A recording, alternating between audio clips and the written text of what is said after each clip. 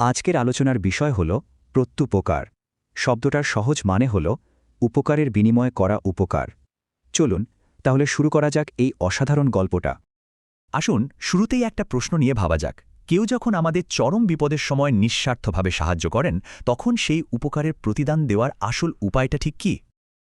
এই প্রশ্নটাই কিন্তু আমাদের আজকের গল্পের একেবারে কেন্দ্রে রয়েছে। তো এই যে এত সুন্দর একটা গল্প, এটা কোত্থেকে এসেছে জানেন? গল্পটা আমাদের দিয়েছেন ১৯ শতকের বিখ্যাত সমাজ সংস্কারক ঈশ্বরচন্দ্র বিদ্যাসাগর। হ্যাঁ, এই গল্পটা বিদ্যাসাগরের লেখা আখ্যান মঞ্জুরি বই থেকে নেওয়া। বইটা বেরিয়েছিল ১৮৬৮ সালে। আর এই বইটা লেখার উদ্দেশ্যটাই ছিল খুব ইন্টারেস্টিং। ইতিহাসের বিখ্যাত মানুষদের জীবনের দারুণ সব ঘটনা তুলে ধরে সবাইকে নৈতিকতার শিক্ষা দেওয়া। আচ্ছা, এবার সরাসরি গল্পে ঢুকে পড়া যাক। গল্পের শুরুতেই আমরা এমন একজনকে দেখতে পাই যিনি জীবন মৃত্যুর এক চরম সংকটের মধ্যে পড়েছেন। সময়টা খলিফা মামুনের শাসনকাল। আমাদের গল্পের নায়ক আলী ইবনে আব্বাস ছিলেন দামেস্কের শাসনকর্তা, কিন্তু হঠাৎ করেই তার ভাগ্য বদলে যায়। ক্ষমতা হারিয়ে তিনি এখন পলাতক, আর অবস্থা এমন যে ধরা পড়লেই কিন্তু সোজা মৃত্যুদণ্ড। পরিস্থিতিটা একবার ভাবুন তো। একদিকে আলী আব্বাস, যার সব ক্ষমতা চলে গেছে, পালিয়ে বেড়াচ্ছেন, আর অন্যদিকে একজন একদম অপরিচিত সম্ভ্রান্ত ব্যক্তি, যিনি আলী আব্বাসের পরিচয়টুকুও জানেন না। শুধু একজন বিপদগ্রস্ত মানুষ ভেবে তাকে আশ্রয় দিচ্ছেন, তার জীবন বাঁচাচ্ছেন। ভাবছেন গল্পটা এখানেই শেষ? মোটেই না, বরং আসল নাটকীয়তা তো শুরু হবে এর পরেই। বেশ কয়েক বছর পর ভাগ্য এমন এক খেলা দেখালো যা গল্পের মোড়টাই পুরোপুরি ঘুরিয়ে দিল। চলুন দেখি কি হয়েছিল। দেখুন কিভাবে সবকিছু একদম উল্টে গেল।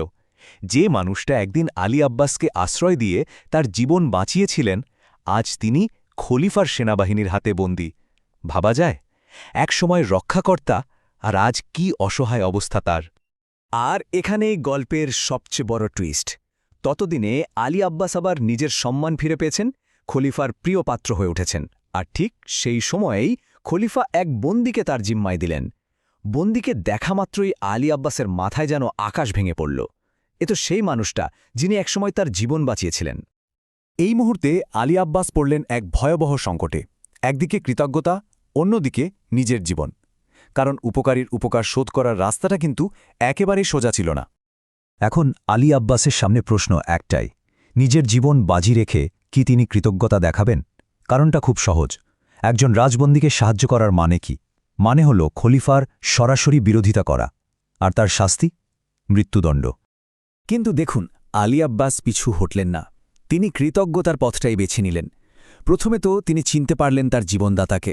এরপর সব বিপদ জেনেও মনে মনে ঠিক করে ফেললেন যে এই উপকারের প্রতিদান তাকে দিতেই হবে। আর তার জন্য তিনি যে সিদ্ধান্তটা নিলেন সেটা ছিল অবিশ্বাস্য। তিনি ঠিক করলেন সরাসরি খলিফা মামুনের কাছে গিয়েই ওই বন্দির মুক্তির জন্য অনুরোধ করবেন। তো কি হলো এরপর? আলী আব্বাসের এই অবিশ্বাস্য সাহসের ফলটা কি দাঁড়ালো? চলুন গল্পের শেষ অংশে সেটাই দেখা যাক। মহত্ব কিভাবে মহত্বকে সম্মান জানায়, তার এক অসাধারণ উদাহরণ এটি। খলিফা মামুন যখন আলী আব্বাসের কাছ থেকে পুরো ঘটনাটা শুনলেন, তিনি শুধু অবাকই হলেন না, রীতিমতো অভিভূত হয়ে গেলেন।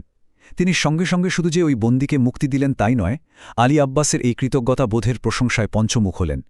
খলিফার কথাটা ছিল অসাধারণ।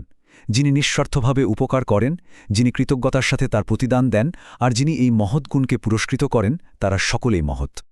আসলে এই গল্পটা আমাদের মহত্বের ৩টে আলাদা স্তর দেখাচ্ছে। প্রথমত, আশ্রয়দাতার নিঃস্বার্থ উপকার। দ্বিতীয়ত, আলী আব্বাসের সেই জীবনের ঝুঁকি নিয়ে করা প্রত্যুপকার বা কৃতজ্ঞতা। আর সবশেষে খলিফার উদারতা, যিনি এই মহৎ গুণকে চিনে তাকে সম্মান জানালেন। ১৯ শতকে লেখা এই গল্পটা শোনার পর আজকের দিনে দাঁড়িয়ে একটা প্রশ্ন কিন্তু মনে আসেই। আচ্ছা, আমাদের এই সময়ে এই রকম নিঃস্বার্থ উপকার কি সত্যি সম্ভব? মানে কোনো কিছুর আশা না করে কারো জন্য এতটা করা, বা সেই উপকারের প্রতি প্রতিদান দিতে নিজের জীবন বাজি রাখা কতটা বাস্তবসম্মত? এটা কিন্তু সত্যিই ভাবার মতো একটা বিষয়।